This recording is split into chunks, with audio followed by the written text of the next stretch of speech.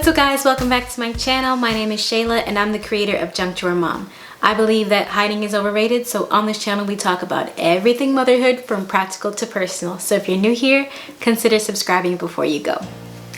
So today, this is the second video of my homeschooling series. Make sure you check out the previous video where I explain why we've decided to homeschool. Today, we're actually going to be talking about the curriculum that I am using this year. And all of these notes will be in the description below, so make sure you check those out, links and all that good stuff as well. So one of the main things that I've learned in my very short homeschooling lifespan is the fact that curriculum does not have to cost a lot of money. Last year, I believe that I wasted some money buying things that we did not need.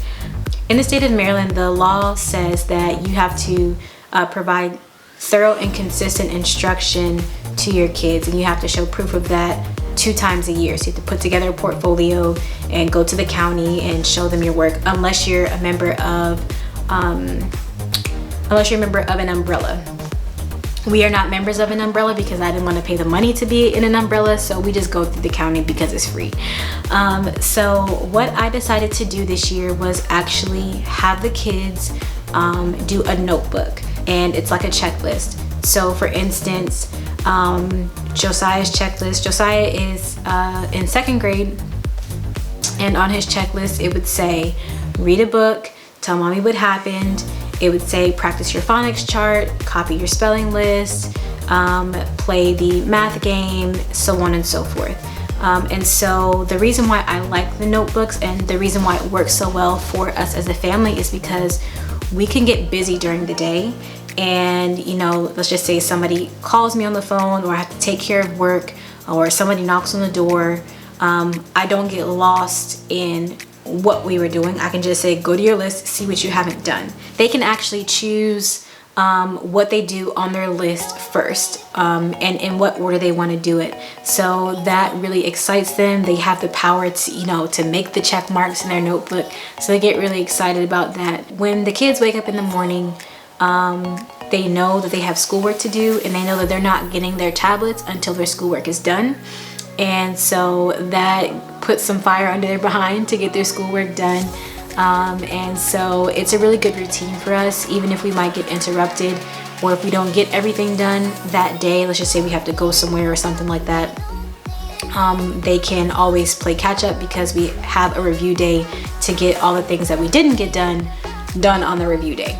And that's actually one of the beauties of schooling year round. We actually started school right after the 4th of July, and so I think we're in our 9th week, something like that. We're in our 9th week. And so what we actually do is we school 4 days a week, usually Monday through Thursday, and then they get Fridays off. And then we are on a 6-week schedule. So we school for 6 weeks, and then we get 1 week break, 6 weeks, 1 week break, etc. And then we get a full 3 weeks for Christmas, and then we get another 4 or 6 weeks, I can't remember, like another 4 to 6 weeks at the end of the year. So, and we're still done at the end of May. And they're still young. They don't, even though we started in July, they still went to the pool every day.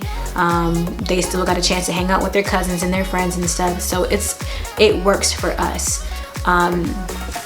What I do is we do math and reading every day.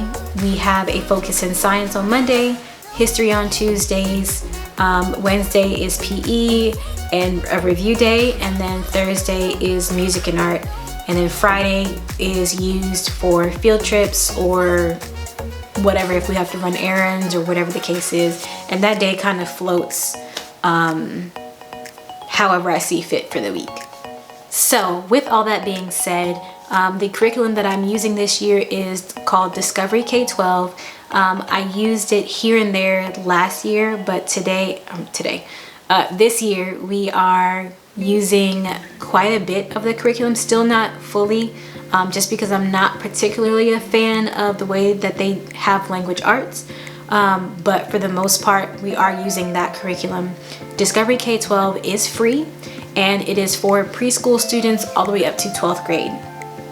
Now, one of the things that I really like about Discovery K-12 is the fact that a scope and sequence is provided, as well as history and quizzes. And then if you get the parent account, you can actually create transcripts for your child. And any homeschooler knows that as your kids get older, you know, community colleges and universities are going to be looking for transcripts, diplomas, etc. So all of those features are included within the parent account. And I believe the parent account is, at the time of this video, it's $99, but I know that they're going up soon. So probably by the time you see this, it might be a little bit more expensive. But either way, it's still extremely affordable for a family because it's only one parent account for the household. So another thing that I really like about Discovery K-12 is that they actually have electives. So there are courses for coding, there are courses for Spanish, for business, and then there's also 36 weeks of STEM. So each week they receive a topic and a STEM activity that they can complete. And of course, you know, all the kids love hands-on science type of activities. So usually on our week off, that's when I try to incorporate some of those more heavy-duty hands-on activities that require, you know, a few days time. Now with Discovery K-12, as I mentioned before, I'm not particularly a fan of the way that they do language arts. Most of it is just, you know, read for 30 minutes, write about what you learned, and then it's like you review the parts of speech. That's for second grade. And then for Eli's age, it's a lot of just like listening to stories. I wanted something a little bit more in depth for them. And my kids really like Abeka. They've been doing Abeka since they were babies, and they just really have taken to it. So what I did was I went ahead and I bought the Abeka phonics book for second grade. That book was maybe $50, and then the workbook that went along with it was maybe like another $20. So not a huge cost, but well worth the money. It has the reading curriculum, it has phonics, spelling, as well as poetry. Now I did not buy all of those books. I only got the phonics and language book because that's the focus that I wanted to use. But I mean, it has the spelling list in there, so he uses the spelling list too.